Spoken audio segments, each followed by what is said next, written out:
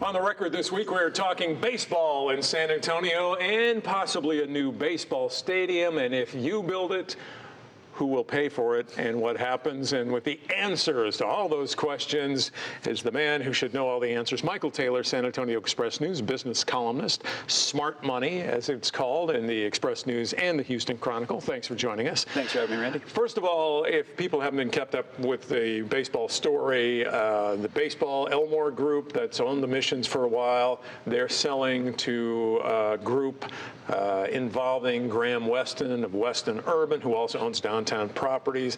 All this is expected to happen, and there is expected to be a push for a baseball stadium. Right. So what does it all mean? We're talking about a AAA baseball stadium or a possible Major League Baseball stadium? I think that's what civic leaders would love, but the reality is we have a AA baseball team that plays in a AA league, so I don't think you could promise anything beyond that for the moment. But you don't think it'll go to AAA? I'm sure the owners would like us to believe that there's a AAA or Major League Baseball coming. I don't think that's anything anybody should ever expect, no. So in your column, you said plan to move Missions downtown is Weston's field of dreams if you build it, and you meaning taxpayers. Right, yeah. So Weston owns incredible properties. He's maybe the biggest civic cheerleader for downtown, has a lot of private interests in having good urban walkable density, owns a lot of properties. So that's great. Works perfectly for him. Many people expect it to be in the San Pedro Creek area, which has been renovated and is beautiful but empty. And I think, to quote a children's story, if you give a pig a pancake, he's going to want syrup. And then if you give him syrup, he's going to want napkins. And this may seem like a very strange analogy, but yes. When millionaires buy sports teams, they want civic leaders to build them a stadium with taxpayer money. That's the part or at least partly taxpayer money. So yes. Do you know, or do we know how much this might cost? I mean, there are all kinds of ranges Elmore for stadiums. Group selling to this team had a stadium built for them with public money in Amarillo. Cost $45 million in That's a 2019. Right. AAA stadium built in downtown Amarillo. So I would say downtown San Antonio, you're looking at $50 to $100 million. And how much of that do you think they could push for trying to get the public to pay for? I mean, I have no idea. I assume they will say, would you like to build us a $100 million stadium? That's the part I'm anticipating. But knowing San Antonio and the history of what's happened here with the Alamo Dome, with, say, Wolf Stadium, as well as the AT&T Center, what do you foresee happening? The way that this is often done, this way it was done in Amarillo just a couple of years ago, is you do a HOT, which is a hotel occupancy tax.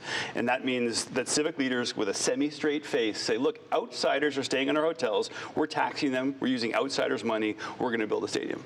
I find that objectionable because money is money, and if you have a pile of money, whether it's from HOT or something else, you can do lots of good public interest things downtown. You can build parks, safety, homelessness, you can do a lot of things. But that was, that was how the AT&T Center was built. The county used its portion of the HOT tax to do that. Right. Sold it as keeping the spurs here. Right. It wasn't a pile of money that they had yet, but it was going to be built over several years. And they did, and then they effectively used that and moved on. But in terms of history of sports teams and things like that, you don't think we have a shot at a major league team down the road? No, I mean, this thing has been dangled. We've been dangled with NFL teams for the Alamo Dome. That's not even close to happening. The Alamo Dome was not built to suit for an NFL team.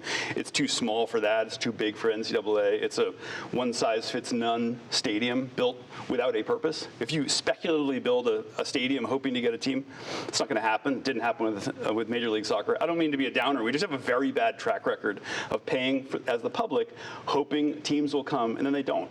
But now the Alamo Dome, whether or not it was sold for football, you know, people say it's more than paid for itself. It's brought in a lot of other things. A baseball stadium, what do you think there? What could that bring to that part of downtown, aside from a stadium, or at least in terms of what, say, Graham Weston would want, urban density, walkability, residential development? Look, I think it's very valuable to have large crowds of people downtown. That's what I want. I want a walkable city. Presumably, Graham Weston wants the same thing. What I want, though, is for the private real estate developer and his team to pay for it with private money. And that's great. That'd be lovely. What I think is going to happen is that the public civic leaders are going to fall over themselves to say, would you like some taxpayer money? And I think that's the big error. Graham Weston and his team wants to build this because they're going to benefit from urban density, and that's lovely. And they've done a lovely job downtown. It's the taxpayers funding this thing, which is enraging me. But do you really think that in this current climate with inflation and with not a dangle of a professional sports team like we thought with the Alamo Dome, keeping the Spurs here like we thought with the AT&T Center as well as the Alamo Dome, that we are going to fall all over ourselves? Do you think that's really going to happen? I mean, yes, but also if you have a progressive city council and you have a newly elected Democratic judge and newly elected commissioners who across the board have a pretty progressive agenda, an equity lens. Right. And if you have an equity lens, I want to help people who are poor, and then you turn around and you fund $50 to $100 million of public funds for millionaires for their privately owned sports team, I don't know what to tell you except you're not as progressive as you think you are. You are taking $100 million and helping millionaires. You are not using an equity lens on city and county. I don't see that happening myself, but how big a chunk do you think they would go for of that $50, $100 million price tag? Do you think with an equity lens you should take $10 million or $30 million or $50 million? This is a very poor city. And you're going to take public money and you're going to build a private real estate for private real estate developers. That's what we're looking at. So I think $1 million is too much to pay for this with public money.